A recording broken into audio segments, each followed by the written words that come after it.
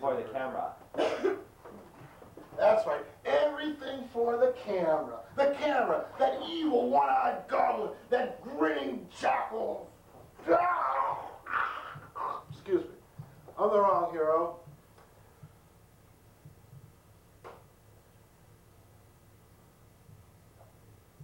I'm adding inquiry to insult tonight.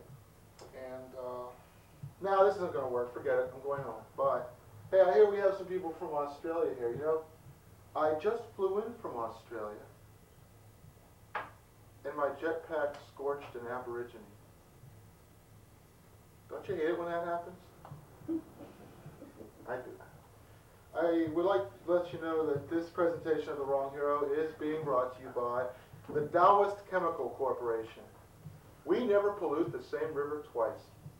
And by recombinant DNA, we bring things to life. And by the placebo family of medications. Placebo extra light, placebo mild, placebo, placebo red, and placebo extra strength, twice as many inert ingredients as regular placebos. And by the penis. Strong enough for a man, but made for a woman. But men like it too. Now I hear that John Finney has had to take our friend John over here, our gracious host, to task because of one of the things that he said to one of the suppliers. I hear, John, that you told him that, let's see, when we have a run on the stock and we run out of thermal cyclers, an appropriate response is not, you snooze, you lose. Is that true? All right, now that I've sucked up to you enough, I get on with the real stuff, okay? Like, here's something I've been wondering. If God is so great, then how's come the alphabet doesn't begin with the letter G? Huh? I want to know this. And also, you see all these TV preachers, all these televangelists, they come on television and they go, we must have money to fight Satan. Well, how come you never see, like, Satanists come on television saying, we must have money to fight God. Lucifer, fight God. Well, you know, now Tom Jones singing, Lucifer, Lucifer, I'm in love with you. No, you never see that on television. So I'm just wondering why, that's all. There's a preacher down south, he likes to carry these big signs that say, God hates homosexuals. It's true.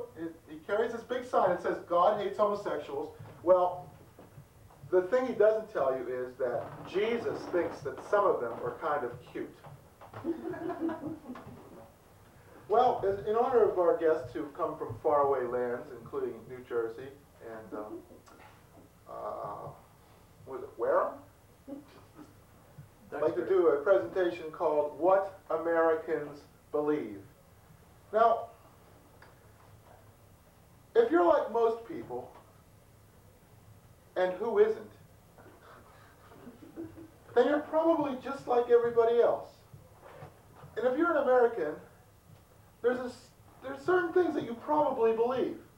That Jesus was born in the year 0 in a log cabin and spoke perfect English. If you're an American, that's one of the things that you believe. If you're an American, then you believe that a dog can always tell if a person is sneaky and will growl at them, right? Of course, if that sneaky person happens to have a couple of dog biscuits or several pounds of meat, all of a sudden, he's Joe Saint, you know? But let's not talk about that. Americans believe that you can tell the quality of a car by the way the car door sounds when you slam it, right?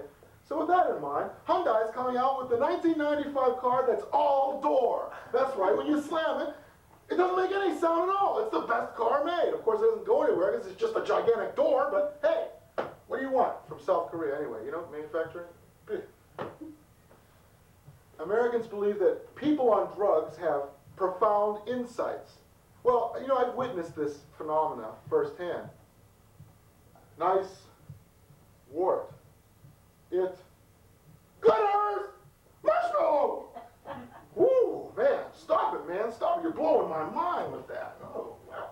Americans believe that lottery winners never quit their jobs.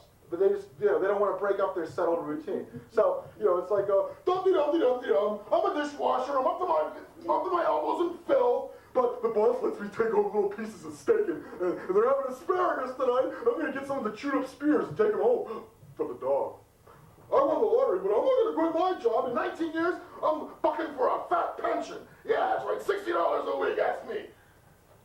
Americans believe that somehow there is something magic about Disneyland.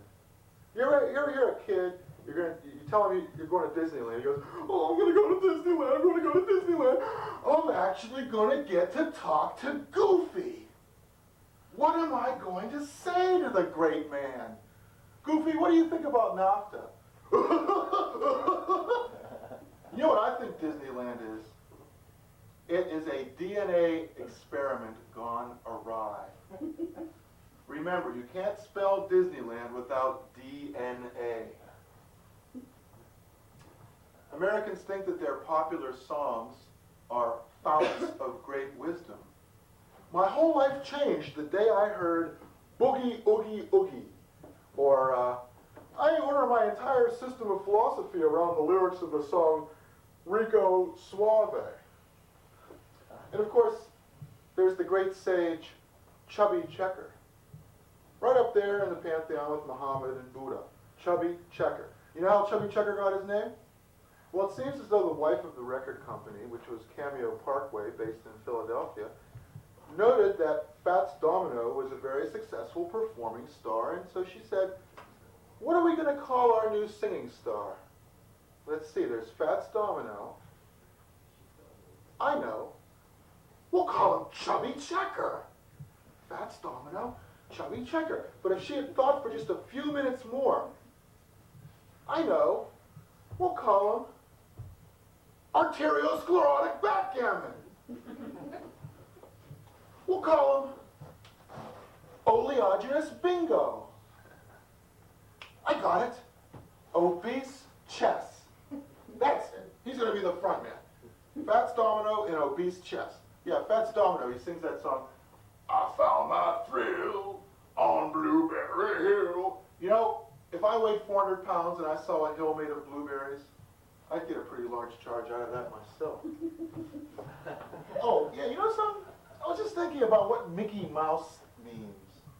You know, Mickey Mouse, it's a conspiracy, Mickey Mouse. You know what Mickey Mouse really stands for? MIC, Military Industrial Complex. KUI, Keynesian Economic Yoke.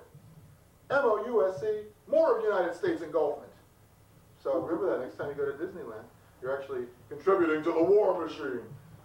That's right. You ever hear of this magazine called Final Frontier? No? You call yourself scientists? You never heard of this magazine? They're doing a contest to rename the moon. You know, good old Luna isn't good enough for them. They want to call it something fancy, like Exit 1 or something like that. I think maybe they should call it something like Giant Ovary. Because, you know, that's what it is. Why do you think we shoot rockets at it? You know? And why stop there? Why not rename the sun while we're at it, you know? Because Saul, what does Saul sound like? Sounds like some Jewish guy on Miami Beach eating lox and getting skin cancer. Yeah, it's not good enough. It's a big fucking star, you know? You call it something really cool, like communism. Because it's big, it's red, and it burns everybody. And we can call the moon capitalism. Because it's big, it's white, it sits there and does nothing, and it has a lot of pull. I'd like to do an impression of how this set has gone so far. It's called Water Gurgling Down the Drain.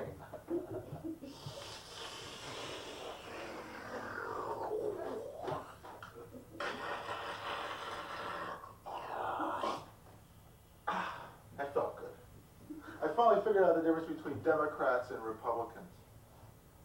Democrats create viruses, and Republicans let them escape. Because, you know, as we approach Election Day, we come to realize that The profound cynicism of the American electorate results from one basic fact. Political discourse in the United States is basically a bunch of rival mobsters squabbling over how to divvy up the swag. You know, you can see old Pucho there with a big knife. So that's mine. You know, you get Newark, New Jersey, I get Washington, D.C. No way, man. So, I'm sorry to sound so cynical, but hey, that's what I think. And I also think that we ought to build heartless shelters, where heartless people can go to hide from the homeless.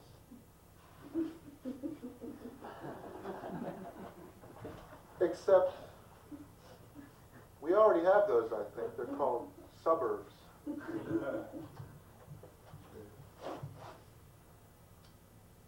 There's an old saying, where there is no vision, the people perish.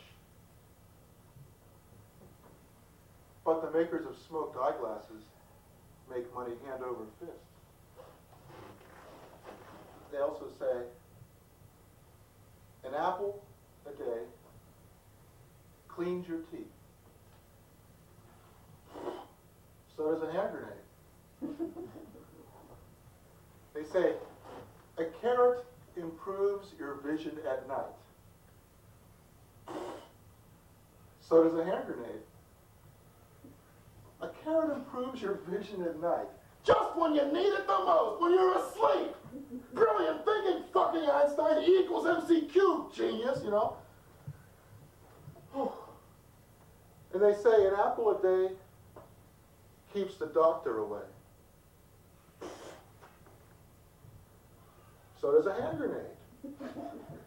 Hey, and what's more, I don't need to know what kind of fruit keeps the doctor away. I need to know what kind of fruit keeps the IRS away and what kind of fruit keeps the policeman away. I'm not worried about keeping the doctor away. Not just yet, anyway. You know what I'm thinking? I'm thinking, where do we get, what is the number one commodity in the world? Go on, somebody here knows this. It's not coffee, and it's not gold, and it's not diamonds, and it's not uranium, although God knows we're getting there. It's oil. Now, where does oil come from? Basically, it's the bones of critters that were too stupid to live. Where do you suppose pointy-headed people with long fingernails and white robes are going to get their fuel in the year 23 jillion? From us, from our bones. Now we're laughing at us. Ho, ho, ho, ho. Those primitive humans, they could not come up with enough brain power to survive. And now their bones fuel our rocket ships. So, it's a sobering thought. By the way, one last question. Where are your masters? Pardon me, I have to ring the 10-minute bell. The 10-minute bell. I thought you were going to be ringing the 20-minute bell.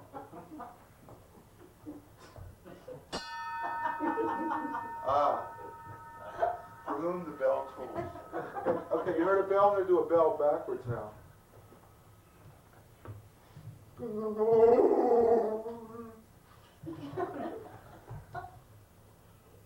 I'm Master's favorite because I give Master good advice.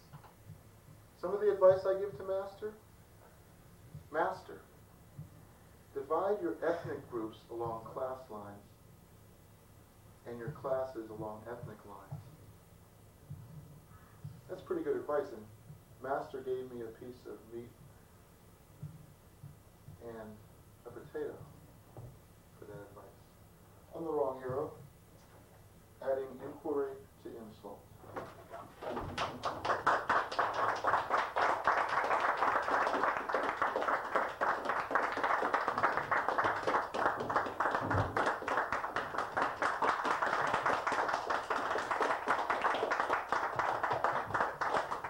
Oh, you want an encore? All right. I did promise somebody that I would do a special thing just for them. And here's what it is. Thank you. Thank you.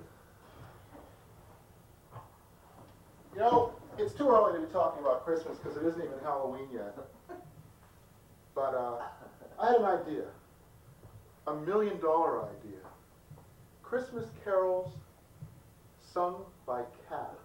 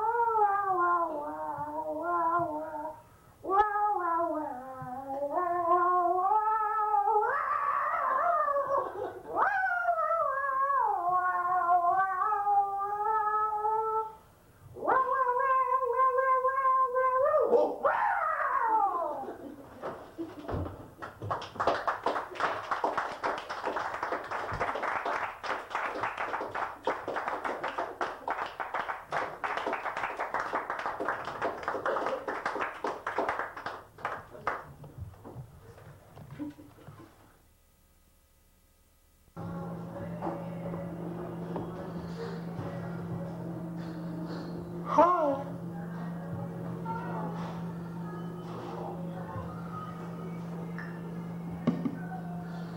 The wrong hero. The wrong hero. The wrong hero. The wrong hero. The wrong hero. The wrong hero. When I was in high school, I wore a superhero costume under my civilian clothing to practice, in fact, for my subsequent career as superhero extraordinaire.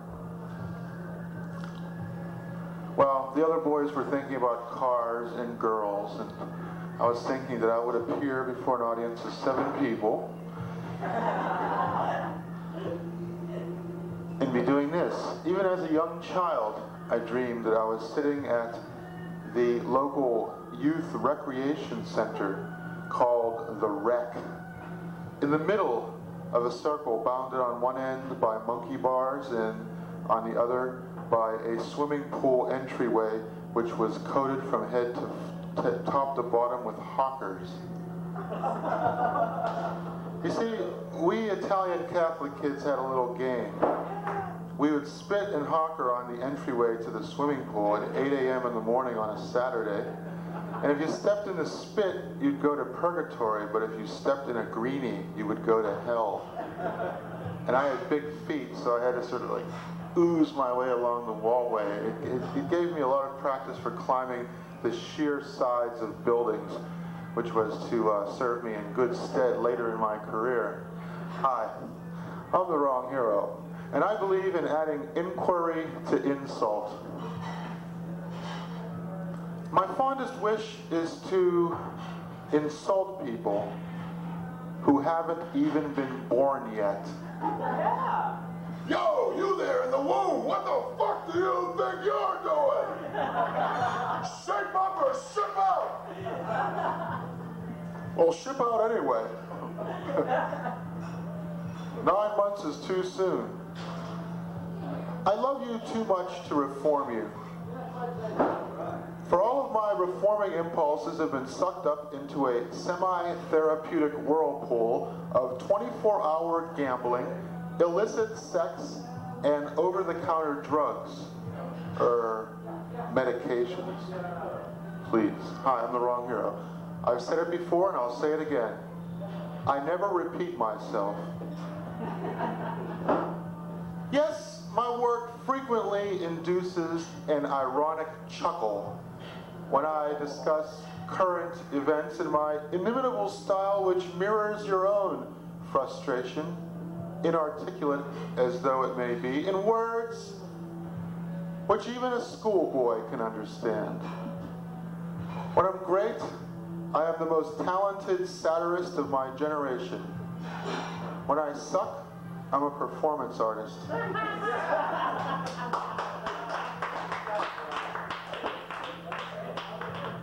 And that reminds me of a tedious story. It's a false story based on untrue events which never happened. I think I finally figured out critics. critics long for everything to suck so they can be witty at the expense of what they criticize? What good would critics be in a world where everything was perfect? Well, this perfection is better than that perfection. That's even more unique than that uniqueness over there. They'd be reduced to reviewing the sunrise. Beautiful ceruleans clashed, however, unfortunately, and with a somewhat unintentional, ironic effect with the cerulean blues.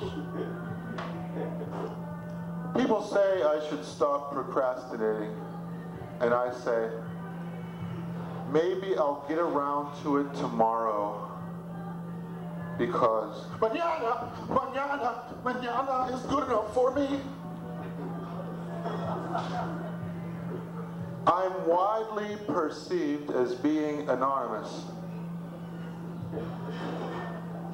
And if I may say so, truly, in this crowd, I am the normal one. You know, I'm glad that people make mistakes. If people never made mistakes, like hiring me, I would have never have gotten as far as I have, howsoever far this might be. I'm the wrong hero, and the special source of my unique appeal is my ability to snatch misery from the jaws of comedy, which I will proceed to do for the remaining 20 minutes of my presentation.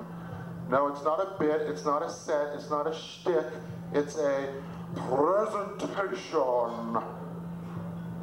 My friends call me Dr. Hyde and Mr. Hyde. My enemies call me, hey, stop swinging that lit firecracker at my head. I search endlessly through tired old concepts to bring you tired new concepts. And I must say, I always carry tranquilizers before a show. The hard part is getting you to take them. Welcome to my presentation, also known as the borderline musings of a quasi-literate coaster. No, that's not me. That's some guy I really hate, but I decided to say it was me so you'd think I was humble. I like to pretend to be a soldier so I can smoke in hospitals. You got those oak leaf clusters on your shoulder, you can smoke crack in the operating room. They don't give a shit, you know? ER, boop, boop, boop. What's that soldier doing over there? Never mind him. I want to serve. Yeah. Blow a little bit of that smack into his face there. I don't get him, I'll perk him up, yeah. I'm an intern, I haven't slept for 18 days. Now I feel good. I'm not a symbolist, but I beat the drums because they make me nervous. I don't believe in situation ethics. I believe in situationist ethics. I like to spray paint incomprehensible radical slogans on chain link fences. And with that in mind, I'd like to present situationist nursery rhymes. This little piggy went to market in spite of the massive dislocations caused by the breakdown of the spectacular commodity economy. This little piggy stayed home, thereby demonstrating by his refusal to participate in a corrupt system the vigor of his struggle for autonomy. This little piggy had roast beef and was thereby culpable of depriving the third world of invaluable grain products necessary for their survival. And this little piggy had none, finally breaking once and for all the chain of karmic retribution by refusing to indulge in the meat of his fellow creature. And this little piggy cried, wee, wee, wee, all the way home, and in so doing, demonstrating an admirable spirit of communal solidarity by refusing to be passionate about his own alienation. Tom, Tom, the piper's son, stole a pig, and away he run. But of course, as Proudhon observed, all property is theft. And therefore, Who has really committed the crime here?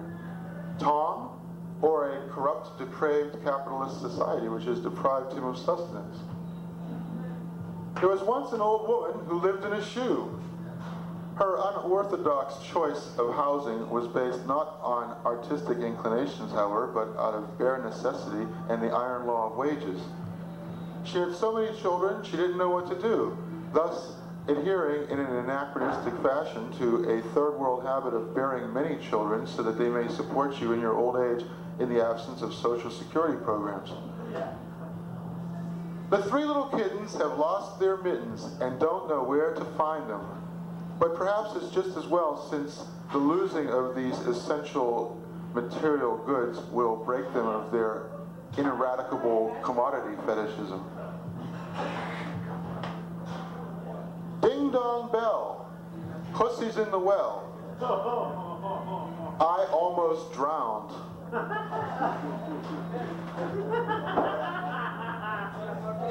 And finally, old King Cole was ruthless in his oblivious exploitation of his objectified and thoroughly pacified salaried robots, who brought him his pipe, bowl, and fiddler's three, stupefying palliatives which made the otherwise intolerable boredom of his hegemonic regime palatable. Yep, I'll tell you, that was fun. Nowhere else. Well, this episode of The Wrong Hero is brought to you by Pope Light. Tired of the fat pontiff's Catholics worship? You've got your own Pope now, baby. You've come a long, long way. And by Jesus Christ Soup. Yeah. Step on up to a bowl of Jesus Christ soup. Comes in chowder, noodle, and broth. Try our special gall and wormwood flavor. And by, oh yes, frankincense, myrrh, and gold flavors. Good. I have no God, please. The Wrong Hero is also brought to you by Christianity. Christianity brings you three gods in one. And now a riddle. What do you call a childish Catholic? Why, a member of the church in good standing, of course. You know what I can't figure about is Greek mythology. You know, some of those dudes, and you're from Greece, so you should be able to relate. It's like saying, hey, you're a North American, therefore you can empathize with Montezuma as he was held captive by Cortez and his men. You're from Riga 7, you should be able to empathize with the Big Bang,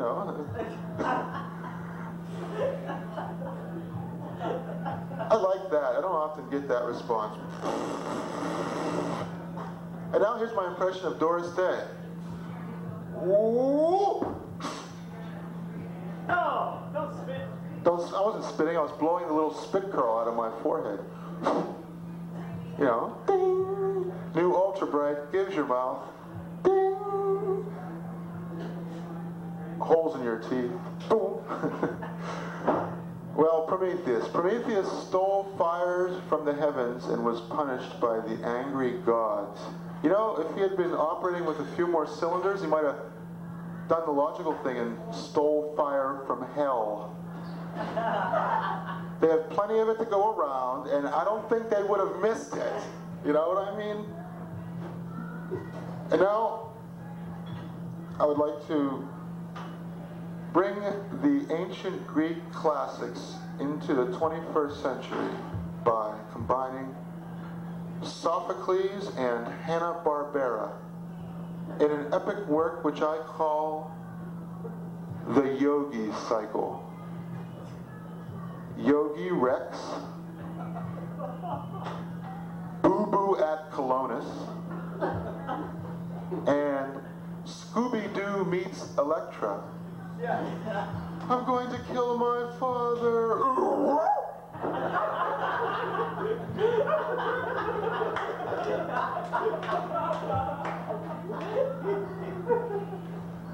It's all downhill from here, so get your jollies while you can. I've been thinking about something. Baboons bark, and men wear loud ties. Think of this next time you go to the office. I like to talk about tools.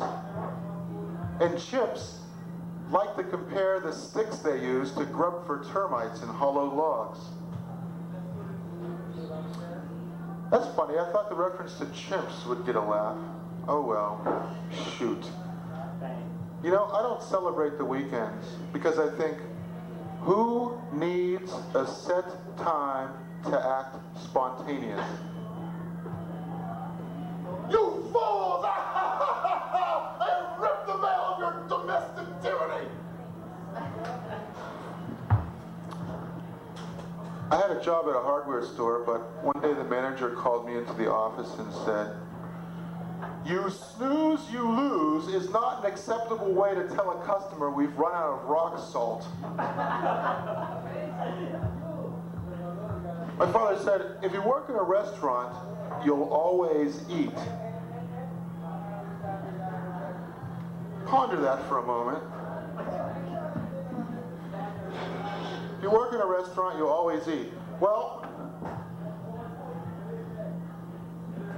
If I work in a coffee house, will I always be nervous? because you know something? I hate coffee. I already have a bitter taste in my mouth first thing in the morning.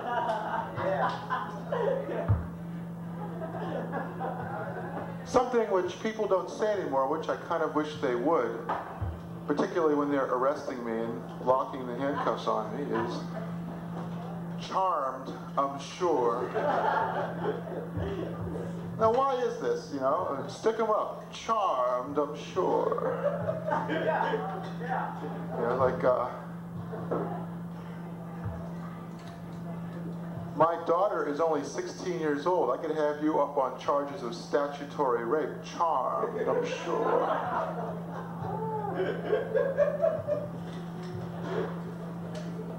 Holy shit, there's battery acid in that needle. Charmed, I'm sure.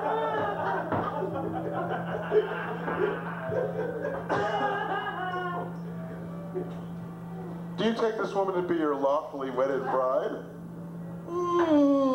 Charmed, I'm sure. Would anybody like to say something about the dearly departed? He was a charming man. Very charming. You know, I think maybe they should stop building prisons, and maybe they should build charm schools. Sure, why not, you know? It's like, because that's what we hate about the urban proletariat. Not that they commit dreadful crimes and kidnap children and whatnot, but that they're not polite. They're not well-spoken. Like your average upper-class people, if one of them is walking down the street and he spies the other one across the street, why he just whips out a cellular phone and he says, "Hello, I see you there. Answer me, will you?" But your average member of the lower classes, when he sees a friend of his across the street, says, Hey, Frank! Come here! What? Come here, I gotta tell you something! What? Come here, I gotta tell you something! What the hell is it? Your fly is open! Thanks! Thanks for telling me! I would have been embarrassed otherwise!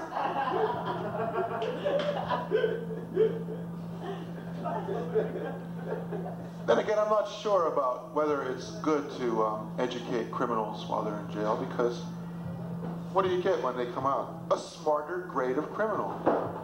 Besides, our schools are kind of like, they're already prisons. They're prisons. They teach you to be salaried robots, yes. Actually, schools are a hospital. A grade school is a hospital where they amputate your imagination. No, that's not true. That's kindergarten.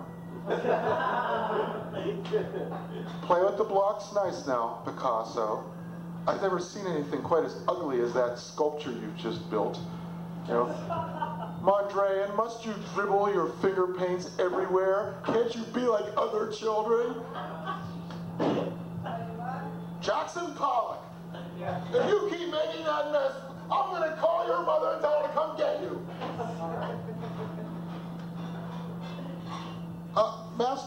Master Chandler, can I call you Raymond? Where do you get this diseased imagination of yours? I asked you to write a simple composition about what you did over your summer vacation. What's this about gun malls and bodies in lakes and Chinatown? Huh?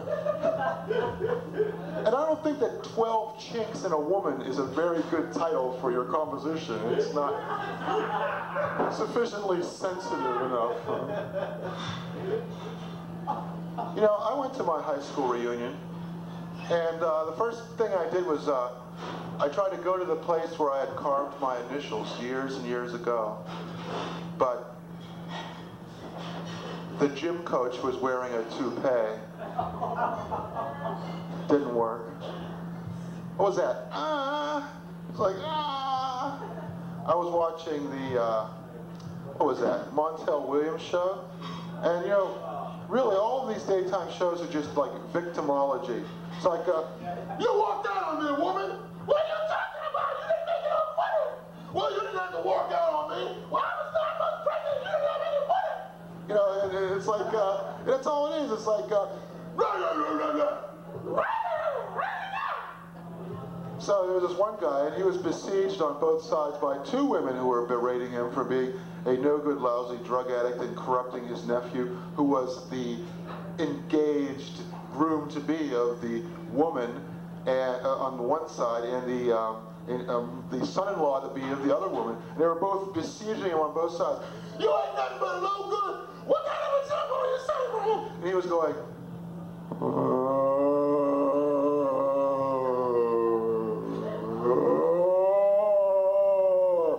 it's like, wow, hey, that's a good one to know, you know? You're fired. Can I see your license and registration? You know, like, where do you see yourself in 5 years?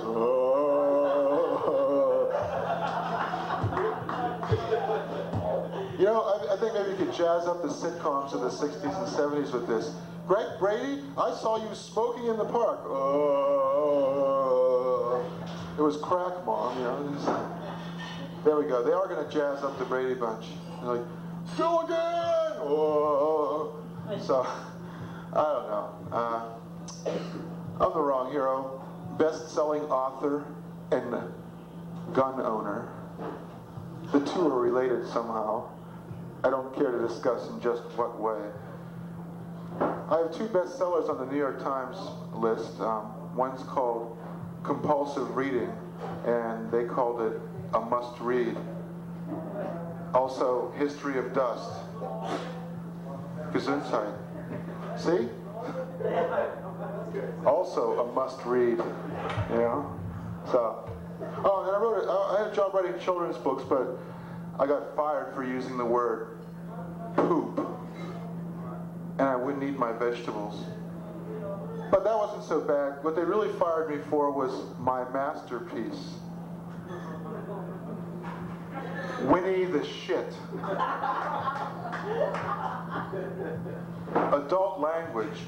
Children over 30 only. One time I was in a bank and I was taken short, which in pretentious Brit lingo means I had an embarrassing accident.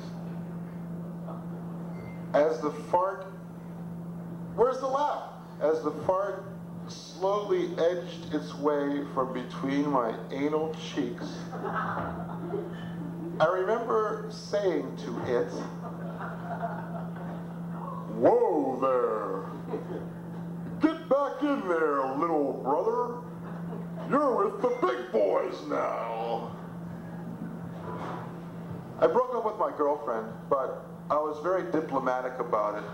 I said to her, when I have sex with you, I see God. And he told me to stop going out with you.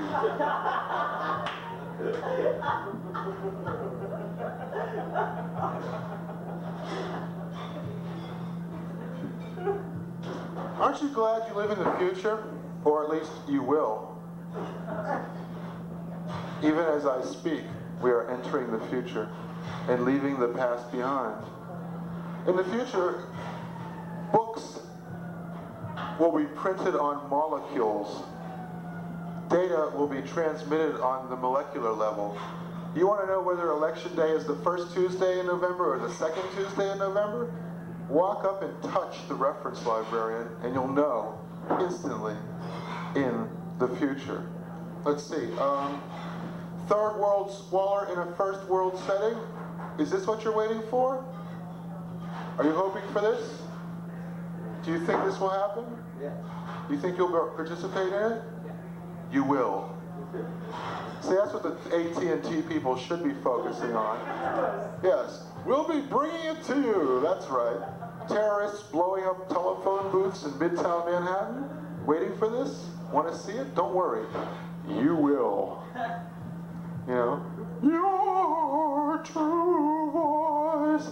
Isn't that great? This robot that transmits, you know, your voice impulses across millions of miles, and they advertise it as your true voice, right? I didn't see what they thought your artificial voice was. You're like, your true voice. Because someday the world's going to be like run by robots. I mean, it's, you know, and computers. It's coming. It's already here, really, when you think about it. Look at the derivatives on Wall Street. I mean, you know, the world value of the derivatives are $60 trillion, and our share of that is like maybe $16 trillion. That's 4 times as much money as there is in the entire country. And you know, derivatives are sort of like futures, but they're even worse. And I can't explain them because I don't understand them myself. I just know that they're bad. They're bad. And if you read the news, you know, look in the financial section every now and then, and on page 1 you'll see Procter & Gamble sues over derivatives losses. You know, oh, they dropped $600 million, but don't worry, that cute little Poppin' Fresh will still be coming to visit you on television. You know, it won't affect that. Ah, yes. I'm so glad we live in modern times where even Prince Charles can make himself out to be a victim. It's like, well, this is great. Richie Rich, the poor little rich boy, meets Montel Williams. You know, it's like, you were cold.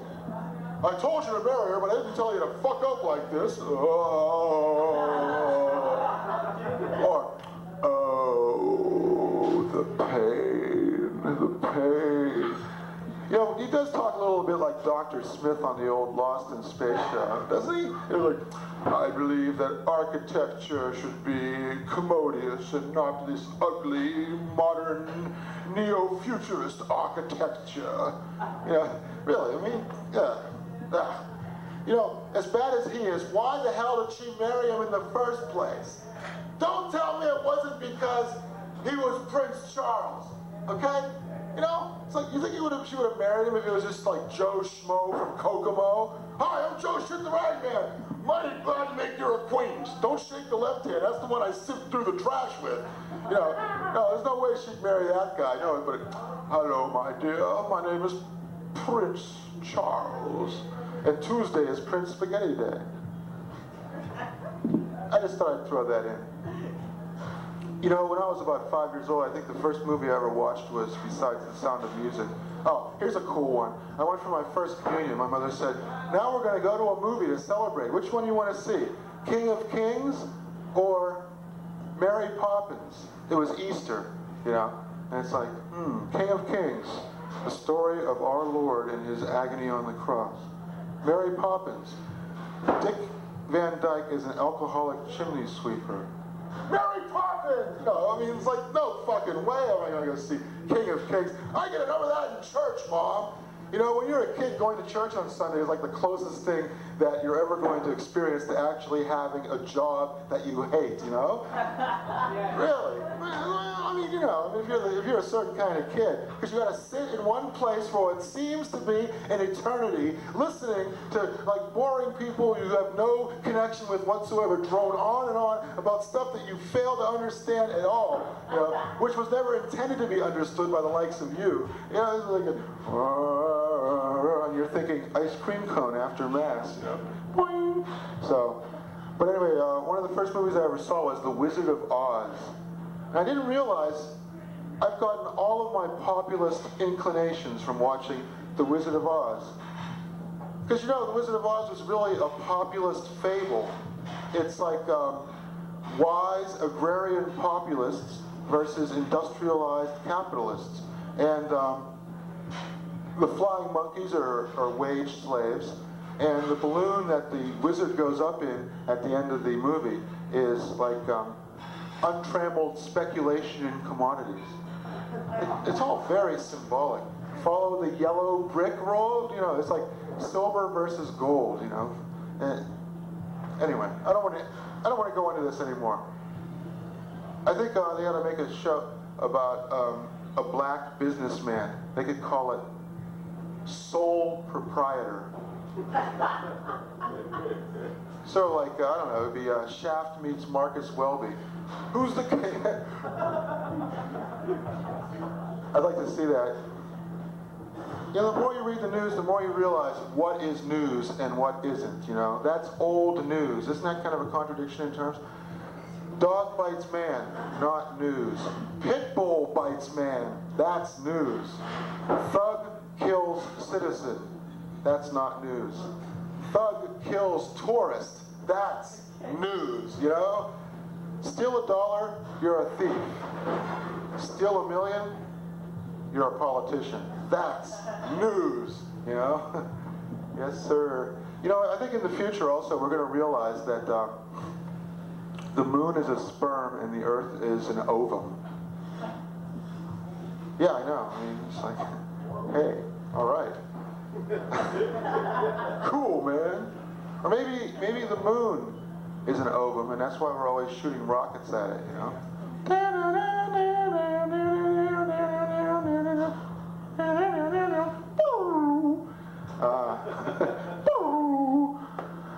I'm the wrong hero, and my motto is question authority or I'll kill you.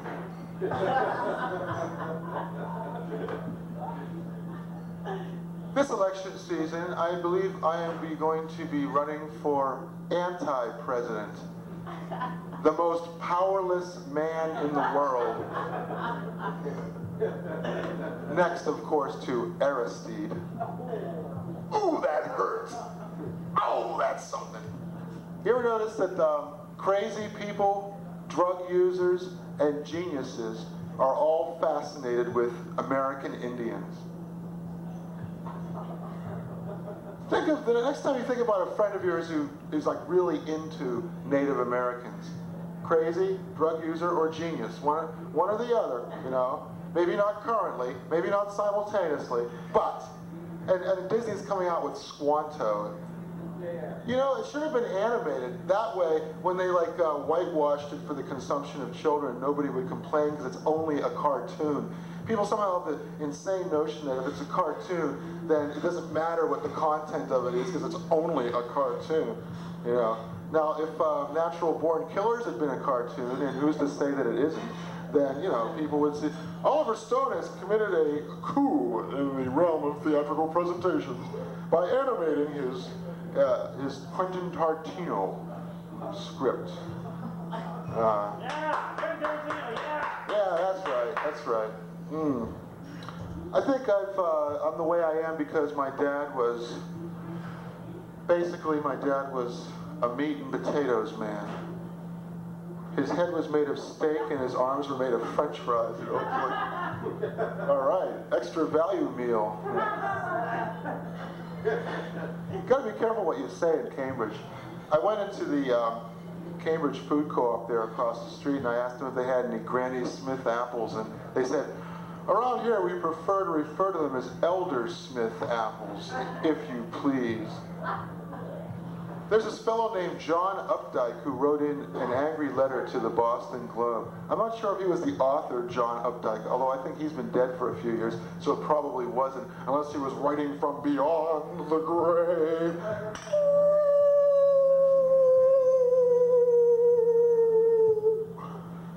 Dear Boston Globe, why do you have the unfunny comic strips based on the adventures of Generation X slackers who don't read the paper anyway? And how can you get rid of a great strip like Spider-Man? One of the two interesting strips in the paper, and you had to get rid of it. Spider-Man? How low does the world of the comic strips fall if Spider-Man is up there in the pantheon of Crazy Cat, Dick Tracy, Little Orphan Annie, Popeye, and Spider-Man? Well, for the benefit of Mr. Updike, I doubt he's watching, but if he should be watching this, I'll tell you what the next 3 years of Spider-Man is going to be. The plot, Mary Jane. How can you make money wearing that outfit? Aunt May. Peter, I'm dying. Peter Parker. Half my face is a spider mask. The other half is my normal rugged features. I am conflicted. So there you go. Just so you know. Well, according to a leading sociologist, whose name I won't mention because I've forgotten it. No, it's not that I forgot it. I wrote his last name down only. I didn't write his first name down. And I feel kind of embarrassed just saying his last name, Stevens, because it would show you that I'm ignorant. I mean, I could say Dr. Stevens, but I don't know if he's a doctor, so anyway. In heterogeneous societies, beliefs differ dramatically, and norms of behavior are lacking or in constant conflict, leading to an increase in crime. And if you do not agree with the preceding statement, then give me your wallet. Or even if you do agree with it, give it to me anyway. I'm not picky. In a way, it's good that we don't live forever. Because if we did, we'd have to behave or face a lifetime of gossip. Can you imagine what Methuselah must have went through? I hear that when he was 600, he divorced his second wife. Oh, you'll never believe what I heard. He was selling manna in the schoolyard to the kindergarten kids. Oh my God! Ah! There's this gigantic oil spill in Russia, 6 times as big as the one that the Exxon Valdez inflicted upon the Alaskan coast. They built this retaining wall, and the wall broke because of heavy rains, and now the entire Russian tundra is flooded with billions of barrels of oil. And I'm saying, hey, I know what we'll do. We'll airlift millions of billions of barrels of vinegar and make a salad. Yeah, okay. You know what the 2 biggest commodities in the world are? Oil and coffee. Dinosaur bones and the pit of a shrub fruit. Can you just see what people in the future are going to say? These primitives worshipped an oleaginous substance known in their parlous lingo as oil. And they worshipped the bean of a common shrub. Well, I'd like to remind you that proceeds of this show will go to charity. So that's all right. Of course, the thing is, I didn't make any money off this show, so... widows and orphans, fuck off, Yeah! I can't help you if they don't help me. Now... Proceed with caution. Yes, right, exactly. Walk, don't run. Down, down, down, down, down, down, down, down, down, down, down, down, down.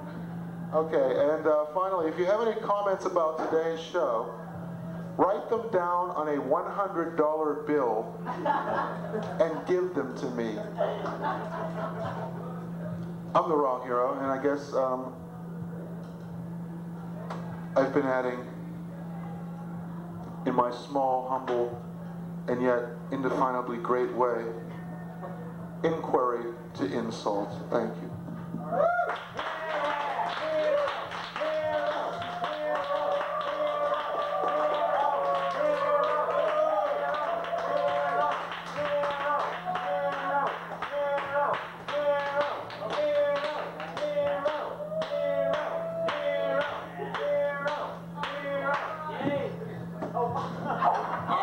You're embarrassing me. Listen, you monkeys, I don't get paid enough to do this shit, and I am not at your fucking beck and call, okay? And don't think just because you pound on the tables and scream and yell my name that I'm obliged to get back up here and entertain you. But I'll tell you what, shut up! Shut up, I said, shut up! God damn you! I hate you for loving me, all right? You must be the famous crowd I've heard so much about. You're not as big as you look on television. My kid writes better jokes than you. Will you autograph this blank check for me? Thank you.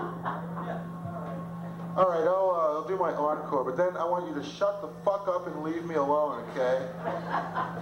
Really, I am not a mere clown whose sole purpose in life is to tickle the sores of a fickle mob, all right? Okay? But then again, a gig's a gig. You know, I believe that it is better to fail in originality than to succeed in imitation. Melville said that. But he hasn't been gigging lately, so I figured he wouldn't mind. It's been 150 years since his last tour, you know, so... Well, okay, I'll do my show-stopping finale, which is a Christmas medley as performed by cats. Yeah!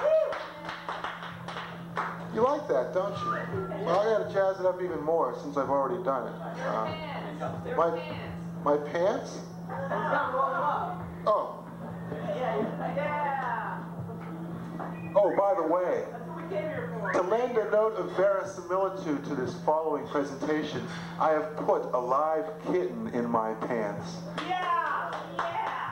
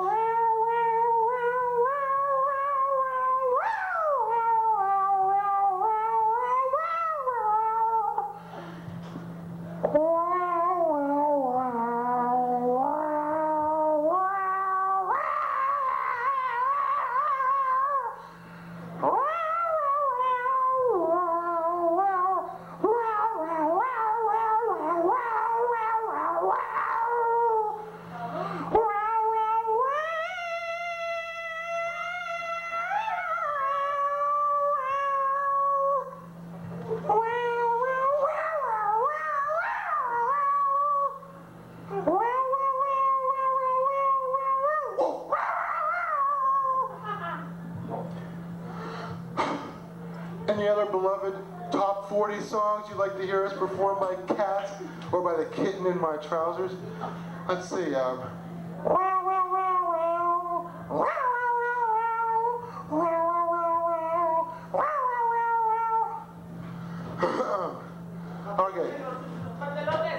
Yeah. Okay, here's the audience participation part then. I will perform the Star Spangled Banner to end my show in a genre of your choosing. Such is my expertise in this much neglected art form of improvisational comedy. Delta Blues! Delta Blues. I was born for bad luck in a low-down shack. Woke up at the break of dawn, flag tattered and torn. Lord, how I hate to hear that rooster crow. Any others? Come on. I want to run through the gamut here. What? What? Baroque. No, I'm sorry. I'm going to have to go for Baroque on that one. All right, okay. Okay, here it goes. Shoot the flag. Shoot the flag. Shoot the flag. Shoot the flag. Come on, come on. Surely you can think of others. What? Oh, okay. Oh boy. So like, ooh, it's a tough one. Let's see. Look at that spangled banner up there, there, made of cheesecloth, marshmallow, hanging on the flagpole, pole.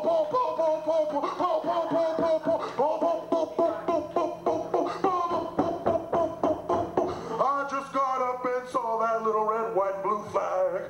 Oh, how that little red, white, and blue flag makes me feel like I'm going to die. I went from the letter A to high G, going for high G, baby. It's my psychedelic medley.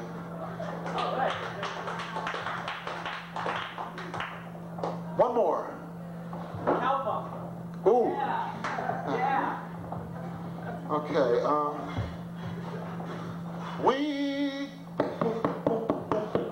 We were standing by the fort. Down by the Baltimore port, then I saw a bunch of rockets blowing up Fort McHenry. I stayed up all night and stared out my hotel window. Man, them British guys, they sure were trying to make us swindle. All I had was a rifle, picked off 3 dozen.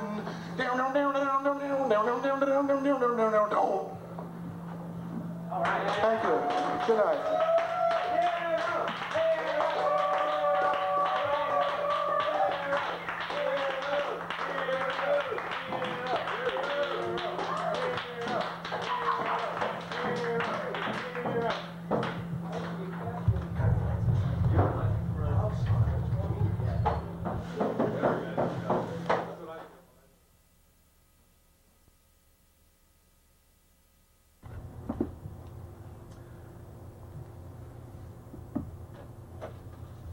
Hello, you're talking to the Wrong Hero Network.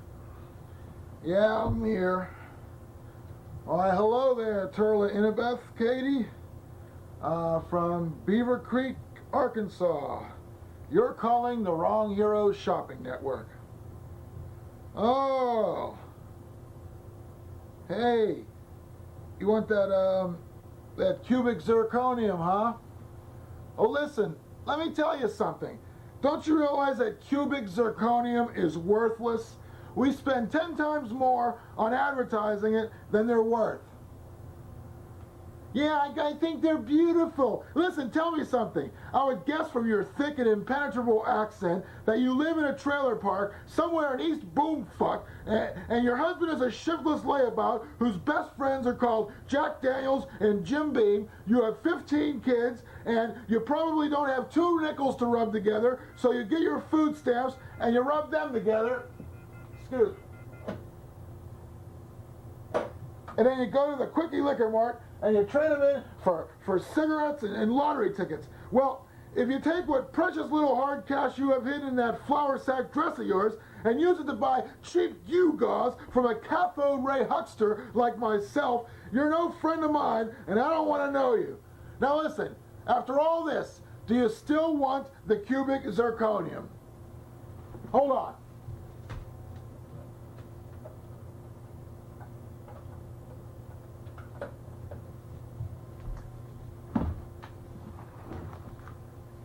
You do, huh? Well, listen. Place your order and make it snappy, Turla Inabeth. I'm not paid enough to wait on you hand and foot. I'm warning you though, if you order these overpriced gimcracks, I'm gonna lose every ounce of respect for you. You live in third world poverty conditions that would make a leopard gag. You watch television 18 hours a day, and you think that putting yourself in hock for the next 7 years to buy worthless shoddy is gonna make you the princess of the Ozarks. People like you make me sick to my stomach. Here's my advice to you. Get on the first thing smoking and leave that hick burg of yours and come to New York City and work in the fashion industry in a sweatshop for $1.25 an hour. Now, every now and then maybe you can catch a glimpse of Ralph Lauren as he lounges outside his 4-story polo shop, and then you'll realize that where all his money comes from, directly from the backs of work until you drop wage slaves like yourself. Then see if you still want that cubic zirconium. After you collapse in a malnourished stupor on your flophouse cot after working a 16-hour day in cotton dust and machine oil while listening to your co-workers jibber-jabber Cantonese from the crack of dawn till midnight. Listen, better yet, save yourself the trouble. Maybe you should just take the bus to Little Rock and spend all day long flipping burgers for beefy truck drivers and arteriosclerotic grannies who have to be escorted to the restroom. Anything would be better than the squalid pork rind littered living room that you currently inhabit. Hold on. Oh, listen, you don't have to cry. Listen, wait. No, listen, Turla. Can I call you Turla? Listen, I'm sorry I was so rough on you. Don't cry. Please don't cry. Listen. I'll give you this cubic zirconium if you stop crying. I'll give it to you. Hell, it's only worth 17 cents. Jesus, I know you've had a rough life. I know it's not your fault. Listen, I've been there myself. I'm here for you. Seriously, I'm not a trained counselor. Hey, I have a number you can call if you want to talk. It's the Wrong Hero Therapy Line. It's 1-900-GO-NUTTY. Only 20 cents a second, and you can talk as long as you like. Now, why don't you call right now? We have plenty of licensed therapists standing by to take your call. You're welcome. God bless you too. Bye now.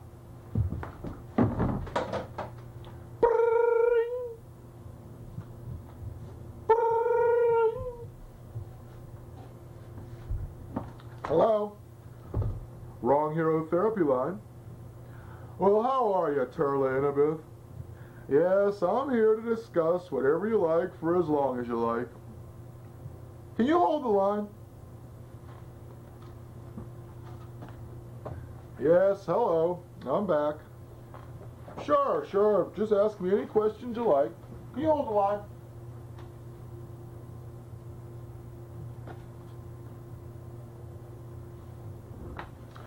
Yeah, so what was it that you wanted to ask me about? Did O.J. do it? Well, according to the genetic evidence, it would appear as though he has. However, since those tests are only 99.9% accurate, there is still the element of reasonable doubt. And so, whether or not he did it is a moot point. The question is whether or not a jury will convict him. Yes, will you find a job? Well, I suggest that with your 15 children, what you might want to do is take in 1 or 2 more and operate a licensed daycare center. Yeah, family values are really big now, and I think you could probably turn a pretty penny in that line. Oh, you have enough experience, that's for sure. Where are your husband's black socks? I think maybe they might have fallen behind the stove. Don't ask me how I know, I just have a funny feeling. Is your husband the right person for you?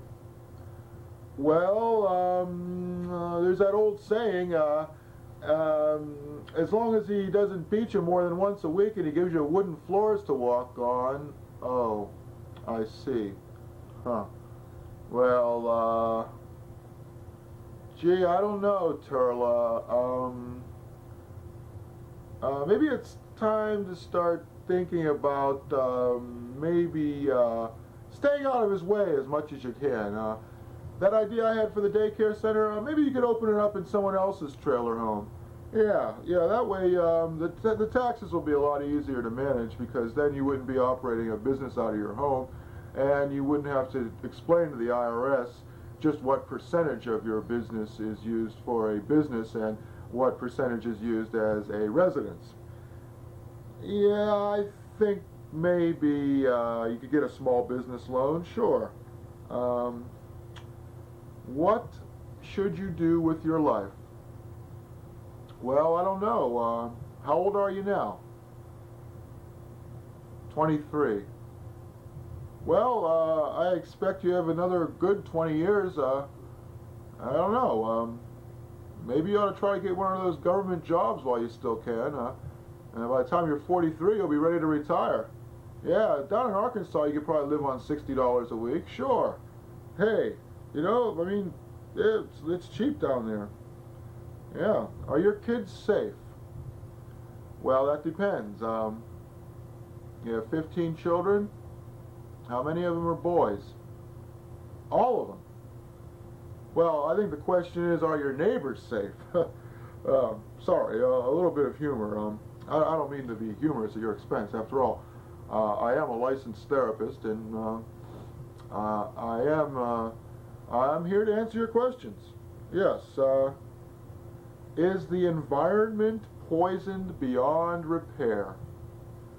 Well, you know, that's a pretty good question.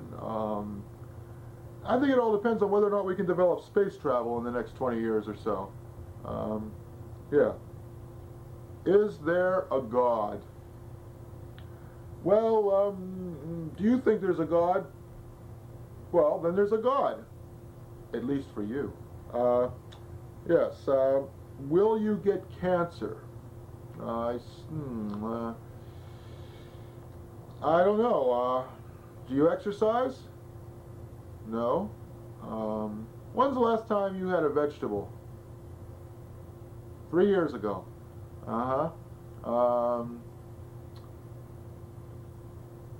Well, no, I don't think you'll get cancer.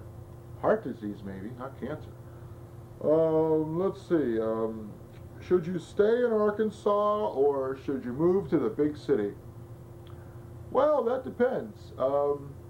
If you're not happy in Arkansas, then you probably will be even less happy in a city that has brick sidewalks. I don't know. It's really up to you to decide to make your own happiness wherever you are, I guess, or to make your own misery, as the case may be. Sorry, again, I don't mean to be humorous at your expense. Did you turn off the stove? Well, I'll tell you what. Why don't I hold the line while you check, okay?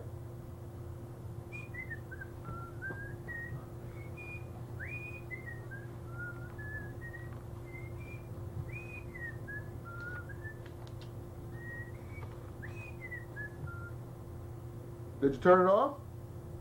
Yeah. Oh, that's good. Yeah. I wouldn't want to have a horrible accident. Don't they have gas around where you live? Oh, I see. It's a kerosene stove. Yeah. Well, it's not quite as volatile as natural gas, so I think you're pretty safe there. No, I don't think you're going crazy. There's nothing at all crazy about deciding to discuss your problems with a licensed therapist. No, not at all. I'll tell you what, Turla. This is a philosophy of mine. I think actually the world is going crazy, and it's up to each of us as individuals to create our own island of calm, sanity, and stability in this crazy, mixed-up world. Yes. Yes.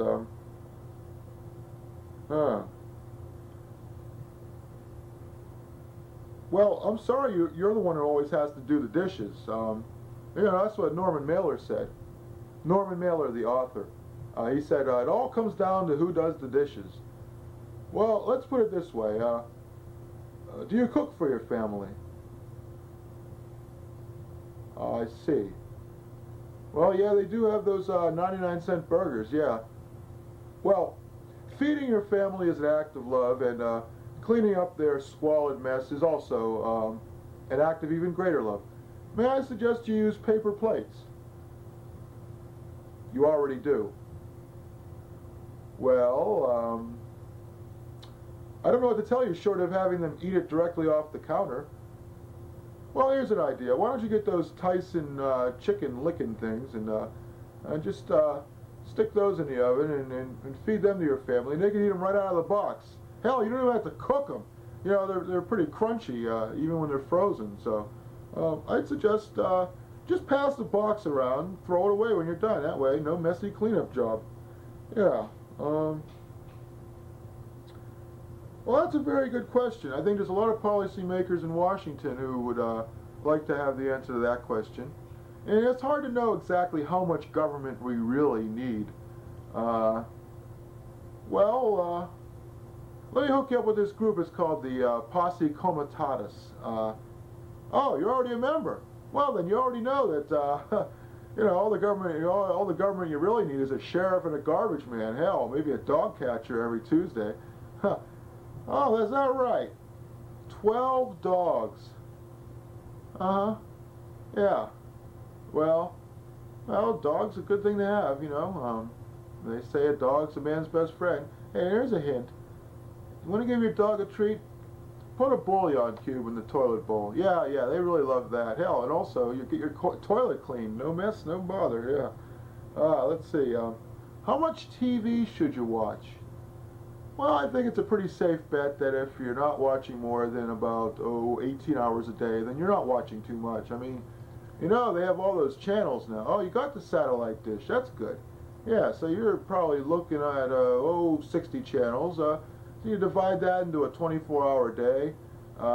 That means, I guess, this is tough. I have a hard time making these rapid calculations here, but we're looking at 25 shows an hour.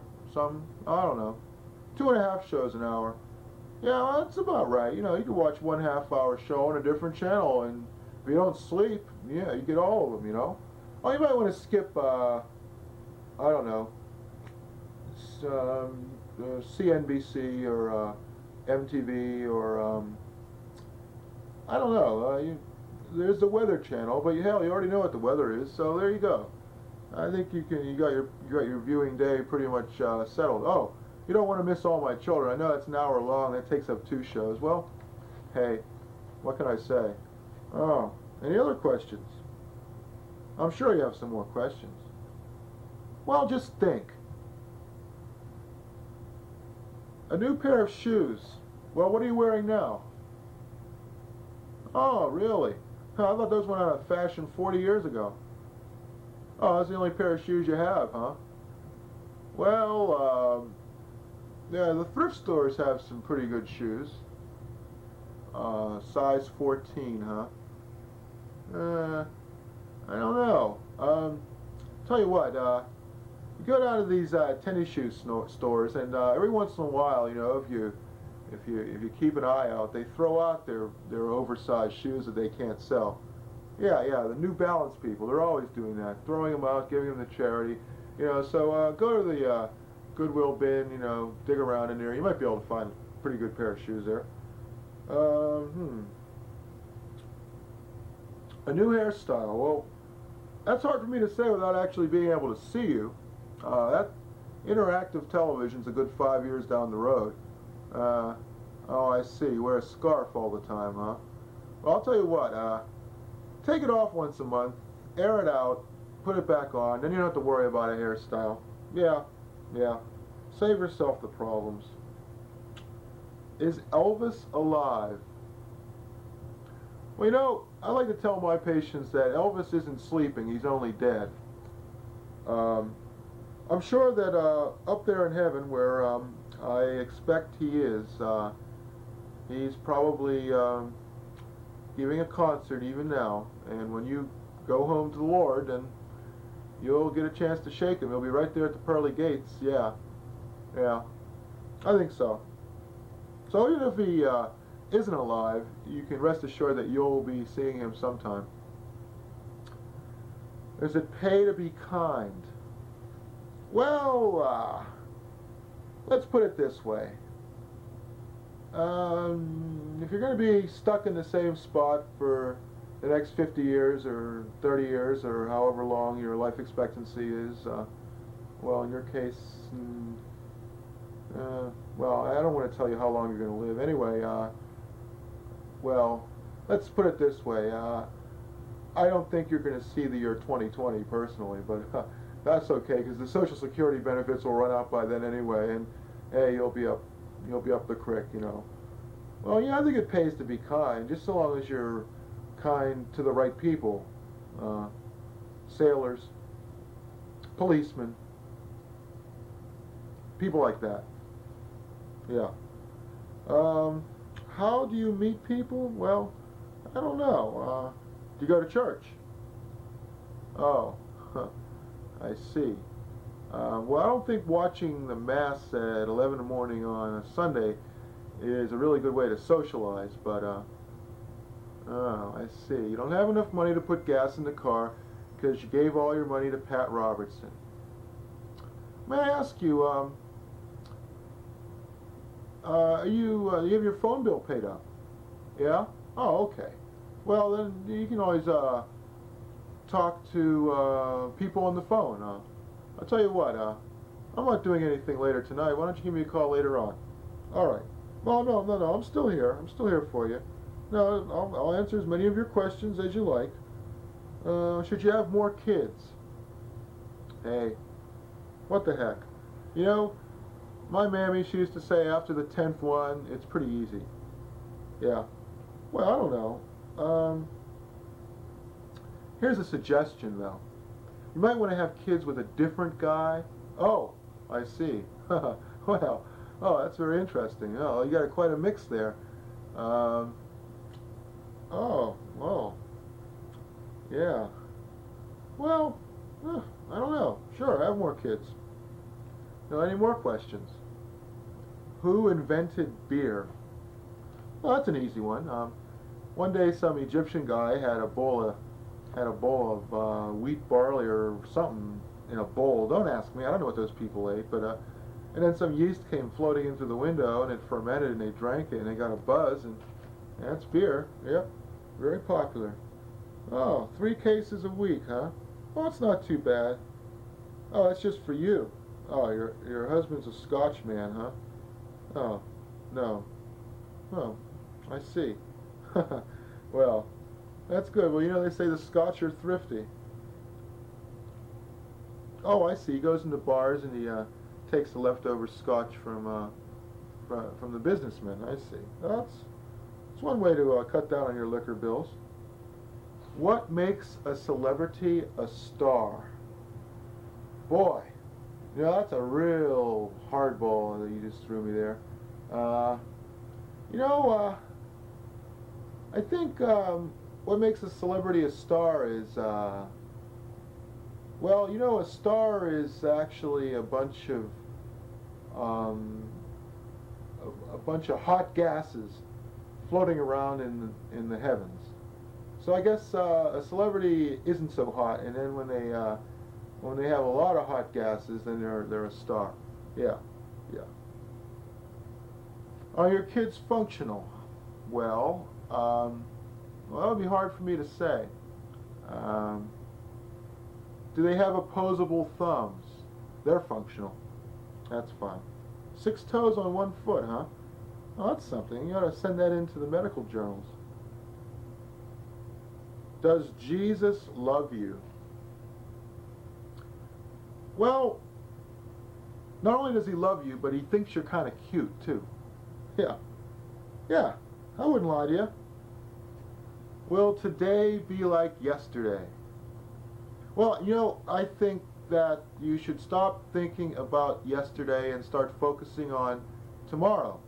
Now, I'll be in from 8 in the morning until 4 p.m. and if you want to talk to me and discuss tomorrow, which will be today when you call tomorrow, then call me tomorrow, which tomorrow will be today, and we'll discuss it. But to give you a quick answer, I think you should be thinking about whether tomorrow will be like today? And the answer is probably.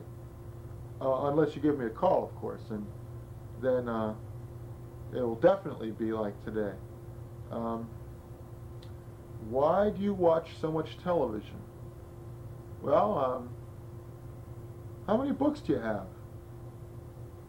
I see, the Bible and an Aladdin coloring book. And you've read the Aladdin coloring book 50 times. Well, I don't know.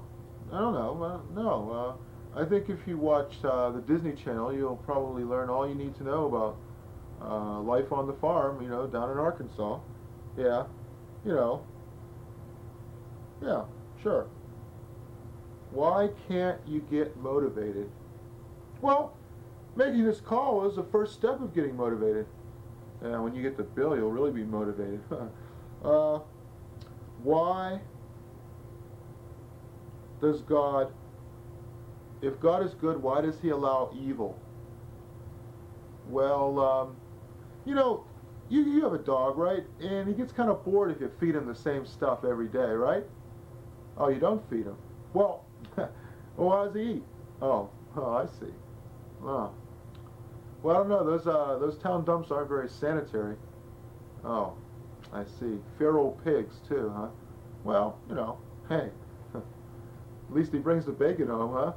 Well, anyway, I think the reason God invented evil was to sort of vary the menu a little bit, It's nothing personal against us. It's just, it gets boring being good all the time. So he decided to mix it up a little bit. It's like a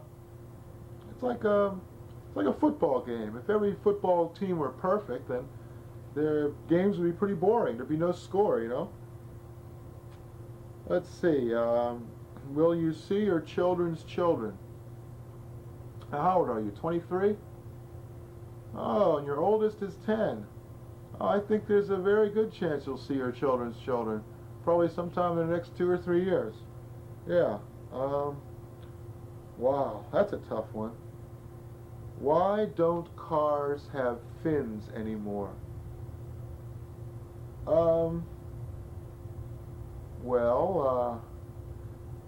Oh, you got one with fins. Well, hang on to it, It's a real collector's item. I think about 5 years, 10 years, 15 years down the road, you'll have a bona fide antique there. Probably sell it, make yourself a pretty penny. Yeah, well, you should be glad cars don't have fins, because it makes the one you have look distinctive. Yeah, that's right. Now, don't worry, the neighbors, they'll laugh, let them laugh. You'll be the one that'll be laughing all the way to the bank, yeah. All right. Any more questions? Well, now think. I'm here for you. Why are you here? Well, hey, consider the alternative, huh? All right. Well, nice talking to you too, Turley and Beth. Yeah, well, I feel as though you're my friend too. Yeah. Well, yeah, you call anytime you want. Anytime between 8 o'clock. Oh, I'll be in after 6, sure, give me a call. Yeah, well, I'm here for you. Well, it's nice to know you can talk to somebody who understands. Yeah, that's right. Well, now, you keep that phone bill paid up, and I'll be talking to you tomorrow. All right, you're calling the Wrong Hero Therapy line. Okay. God bless you too, Turla. Goodbye. Hoo-wee. We eat tonight.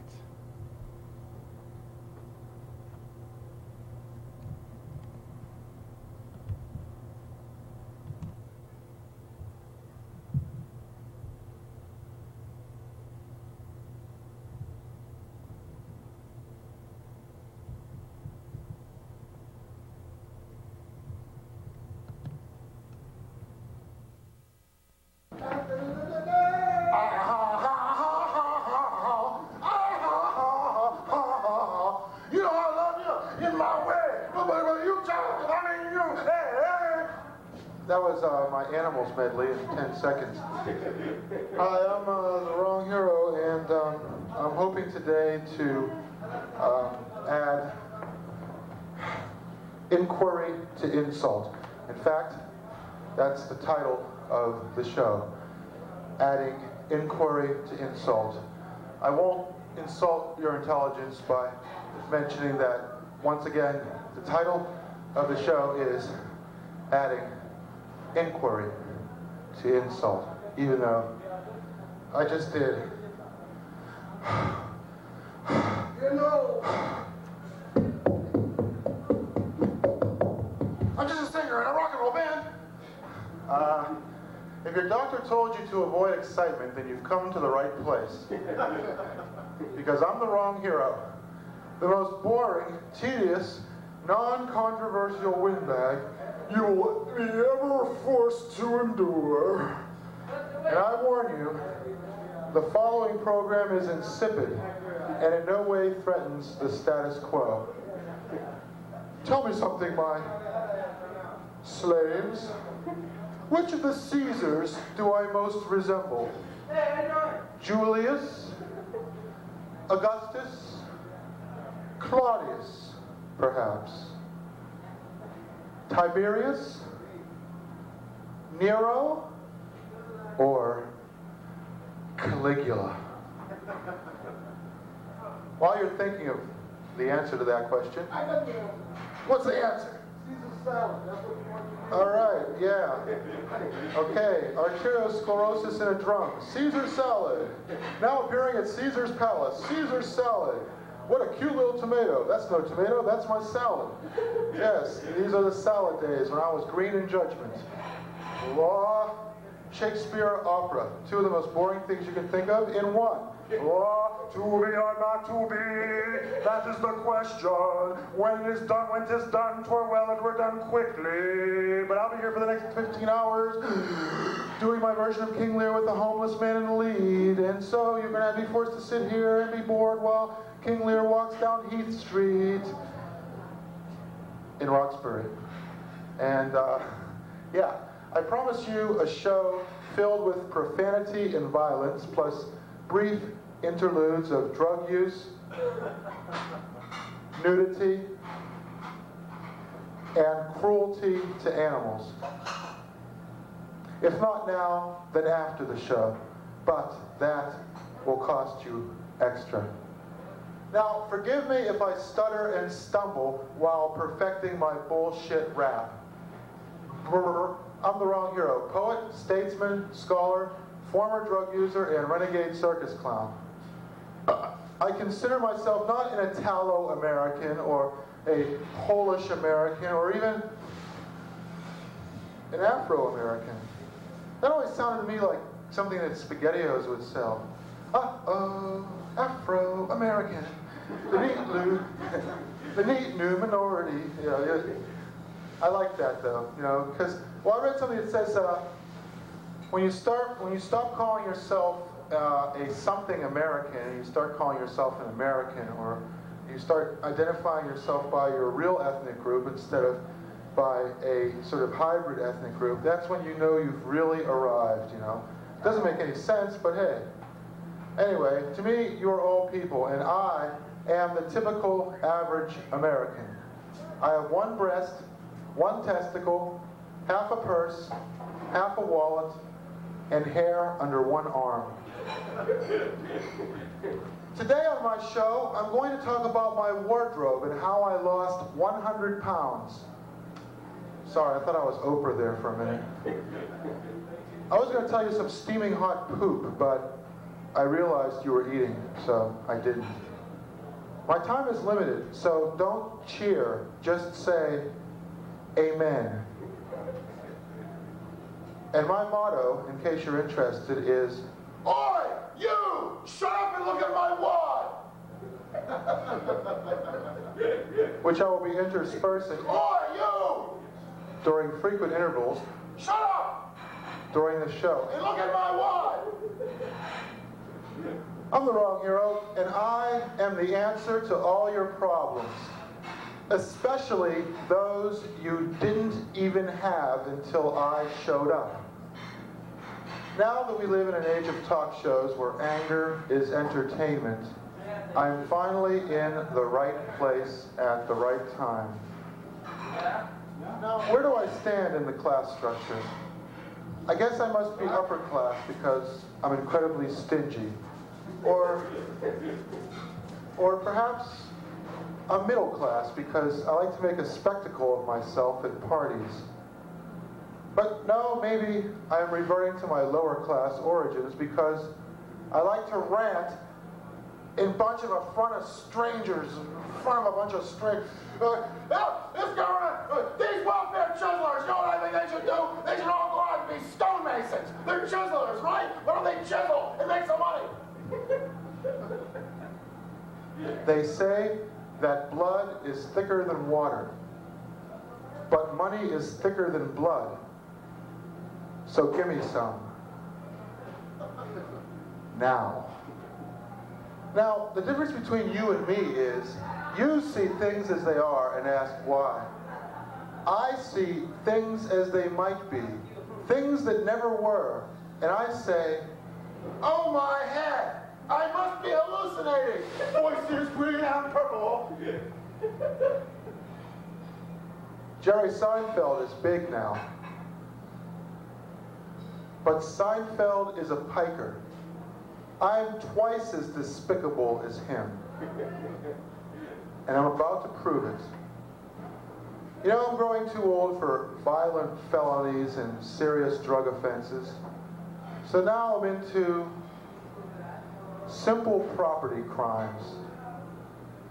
As I've gotten older and more mature, I've discovered that you don't have to be perfect in everything you do, even though I am. Now, some people say the wrong hero is evil, but those allegations are not based on evidence that meets my standards. Now, I'm not asking you to forgive me for my crimes. I just want you to assume responsibility for them. The good news is, the statute of limitations has expired, and I am no longer subject to prosecution, at least not in this state. And now, boys and girls, I would like to do what is fast becoming a regular feature of the show. For what reason, I don't really know, nor do I care to say. And it's called Situationist Nursery Rhymes. Now, to give you a little background on the Situationist movement, in Paris of May of 1968, a bunch of radical students took to the streets, smashing and destroying everything and defying authority. Some of them called themselves Situationists. They were the theoretical group. Others called themselves enragés, and they were the ones that were doing all the smashing and destroying.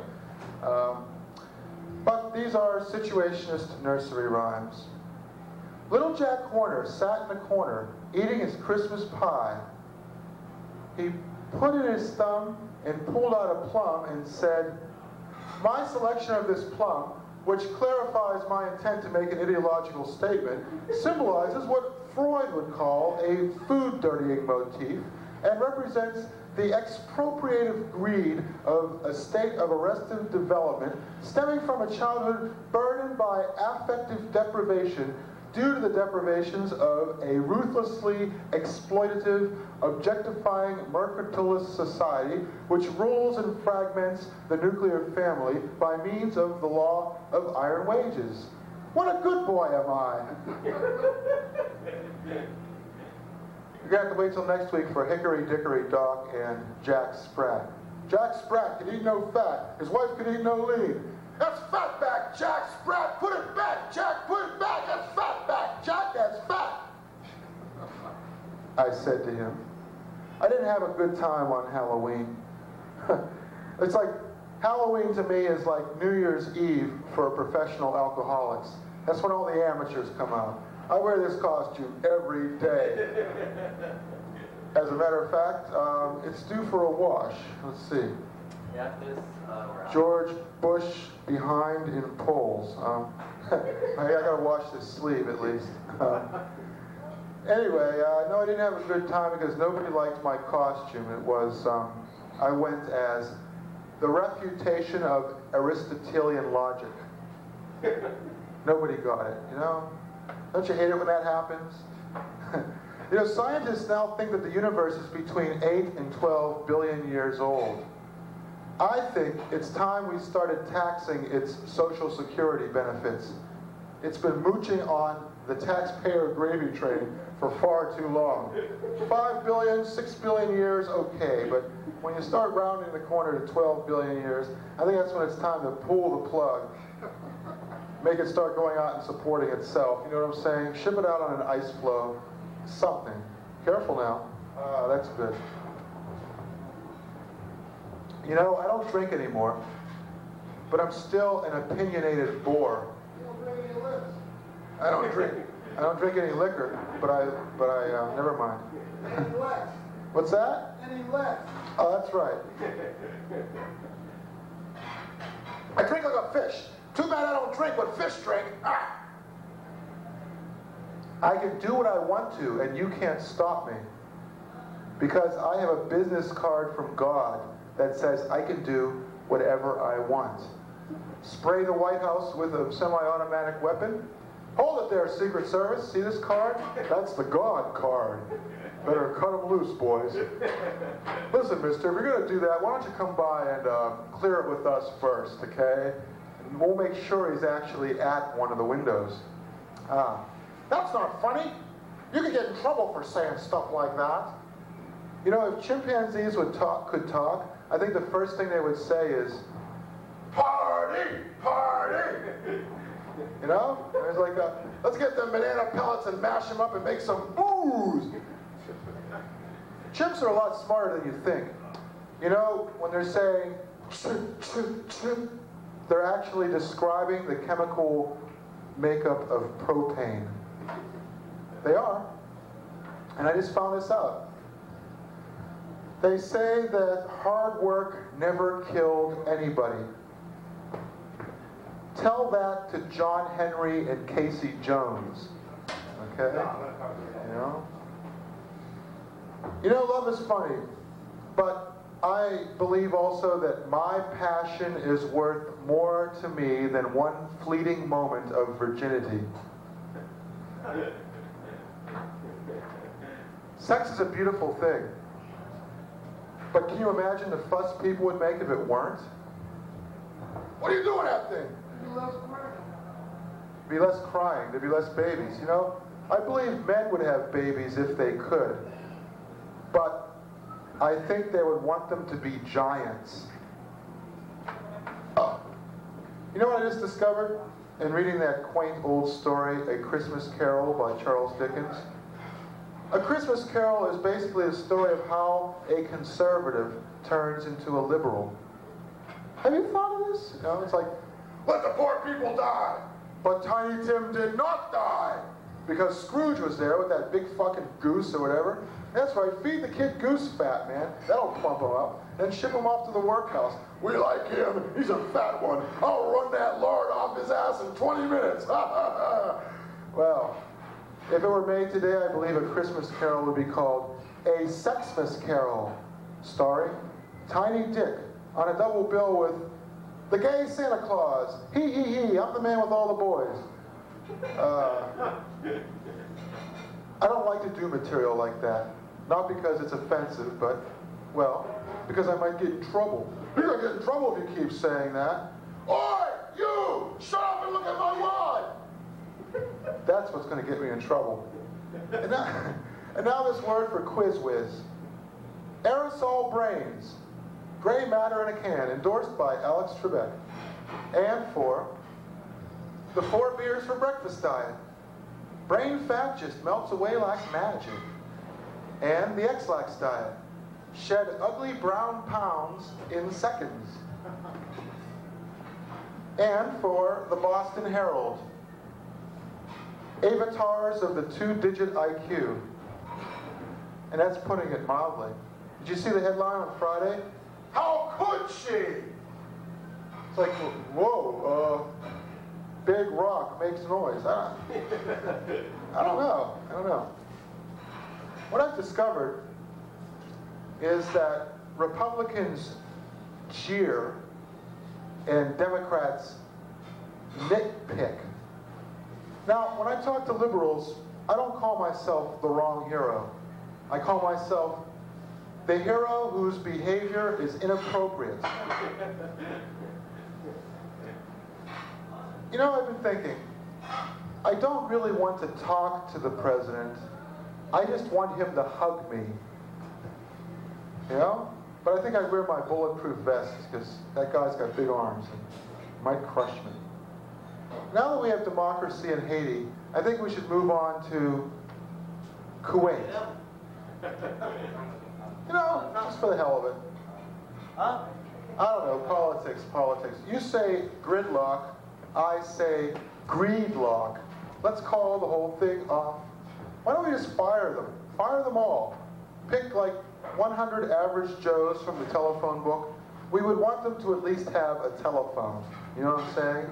I mean, I'm a Democrat, but that's where I draw the line. Why, it's Congressman Bum. I ain't got no phone.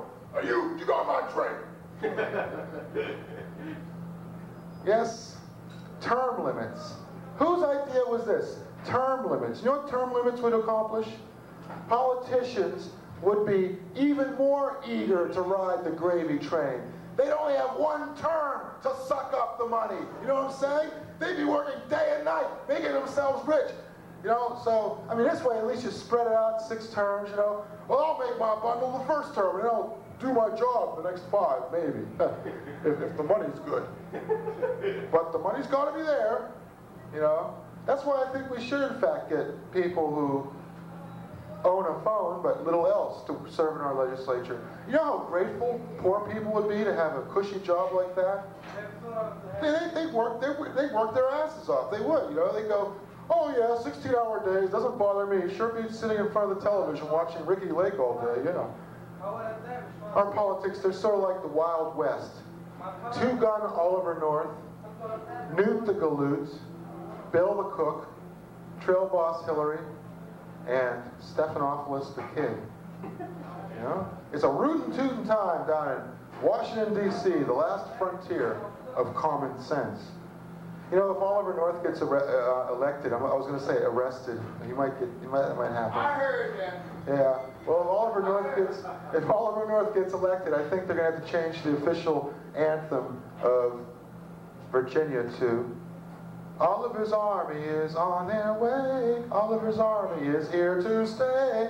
And I would rather be anywhere else than here today. Know what I'm saying? See, that's what comics do when the joke doesn't get the expected response. Know what I'm saying? Hear me now! Oi, you! Shut up and look at my wad! Now, any of you are welcome to use that because I stole it myself from some old British movie that no American would know about. And I don't know about it either. But anyway, I saw it in New Statesman in Society. Big, fat, bloated British thug holding a wad of money. You know? Cool. Like it. It's the end of the Cold War, but instead of beating our swords into plowshares, we are beating our nuclear submarines into slot machines.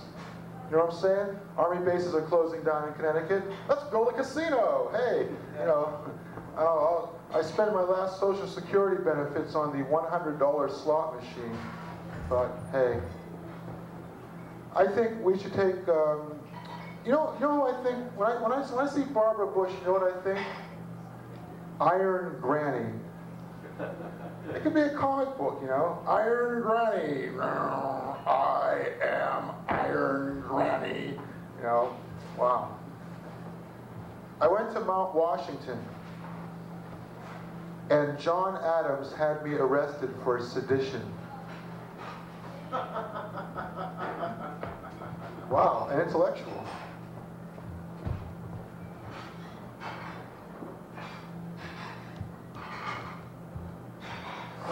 Well, some people say that puns are the lowest form of humor. They're wrong. I am the lowest form of humor. I am the wrong hero, and I'm working on a book about conspiracy theories in which I prove once and for all that Bigfoot was on the grassy knoll, but he disappeared in the Bermuda Triangle and they never saw him again. So nobody can prove a thing. I'm Bigfoot. You ain't got nothing on me. I never thought of attempting suicide, although the way my career's going, it might become the most viable option I have. Yeah. I never thought of committing suicide because I wouldn't be able to live with myself afterwards if that happened. I think people have a lot of problems, sure. I'm willing to acknowledge that, but I'm going to tell you something right now. You think you have problems? Let me tell you about the problem I had yesterday. Yesterday, I went to the bathroom, I found out, now brace yourselves, 2 of my ass hairs had fused at the junction of a dingleberry. Do you know how painful that is? Just rip that out. Ooh, whoa, ah! No. Sorry, next comes the dentist jokes, you know. You know you're an adult when you make your dentist fall over in a dead faint. Well, it rains on the rich and poor alike. The rich get soaked, and the rest of us go to the poorhouse. I guess. Just a little Buddy Hackett philosophy. Next I'll be doing my epic poem in rhymed couplets. I'm the wrong hero. I'm a non-creative artist. I'm totally reactionary. Say anything, and I'll figure out a way to disagree with it. Anything at all. I'm encouraging you to heckle, but since you're all comedians, you don't have any heckle lines ready. Now that, all we have are the answers. Off the stage. What? Jump off the stage? Oh, Jesus. If this were the moon, I would jump over there and administer a few well-deserved clouts. That's it? Yes. All right. See how quick he is on his feet? I mean him, not me. You know, we ought to come up with heckle lines. And to sort of like a preemptive strike, you know? So like, hey, you! Get out of the audience. My kid's a better audience than you. You know something? I don't like the way you're sitting there. It sucks. It sucks. You smell. Good. Yeah, that's the problem. We don't get vicious unless somebody provokes us. So, Hey, oi, you, over there in the doorway. Oi, you, shut up and look at my wad.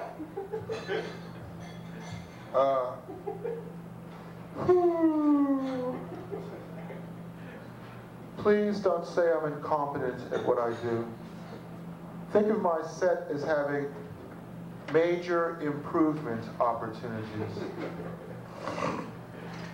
I am a perpetual emotion machine. Happy, sad, indifferent, vexed, horny, moody, furious, nonchalant, bitter, upset, excited, sleepy. I slept like a baby last night. Bored. Sophisticated. Saucy. I see a great divide between temperament and cognition. And I want you to know that I'm not in favor of either of them. You know, the world would be fine if it weren't for the inconveniencing presence of humans. Basically, my philosophy is, I have no time for stupid stories that dare me to dream. For I carry the weight of the world on my shoulders. And now, I've been driven completely into the ground up to my waist. I'd like to talk a little bit about my 12 favorite TV shows. Situationist comedies. But never fear, these will not be boring anecdotes about the characters on the shows. I would like to just run through the life lessons that these 12 key shows have taught me. The Lucy Show. Lucille Ball is the avatar of self-inflicted humiliation. It would make me profoundly uncomfortable to watch that show, knowing that she was debasing herself. Dragnet. Fascism as farcism. The Beverly Hillbillies. The hayseed dialectic to the black leather jacket wearing stud. You know, for every member of the Jets, there's got to be some guy in bib overalls chewing on a hayseed, scraping shit off his boots, and twiddling his thumbs and seeing the face of Jesus on the side of a giant soybean oil tank. You know that's true. Dobie Gillis. The miseries and splendors of the bourgeois status quo. Ren and Stimpy. Dada said there'd be days like this. All in the Family. A know-nothing as know-it-all. The Honeymooners. The lower class as a dysfunctional purgatory. Batman, a cartoon so dark that it had to be turned into a live-action pastel farce. Dick Van Dyke, the first comedy show about a comedy show. If you look in the Dick Van Dyke Show, you see a reflection of the Dick Van Dyke Show, you see a reflection of the Dick Van Dyke Show, and a reflection and a reflection and a reflection, and it makes me mad! And you know what really gets me is that evil little face of Dick Van Dyke at the end of the show, you know, with the closing credits. The credits roll, and there's that evil little face down in the corner of the screen. Rouged, lipsticked. It looks like he's ready to make a barbecue with his kid, you know. It's like, yeah, I'll get that little Richie. You'll wait. Ever see the Jack Benny program? It's not a show. Oh, déclassé. It's a program. It's like prescriptive iconology as entertainment. Because, you know, this is Jack Benny's shtick. You know, if Jack Benny had written Moby Dick, it would have been Jack Benny in War and Peace. You know, can't beat it, you know. And Family Affair, a show so insipid that the male lead knows it and hates himself. That would be like the vision of hell, to be the male lead in a perpetual version of Family Affair. Yes, Buffy. I just told the little Hispanic girl to do sign language. Oh, that's nice. Man, I'll tell you, the dude, I somehow like to think that perhaps I would be a lot happier on that show than he is, but probably not. These are my techies here. They're setting up my equipment because I'm also a big-time musical star.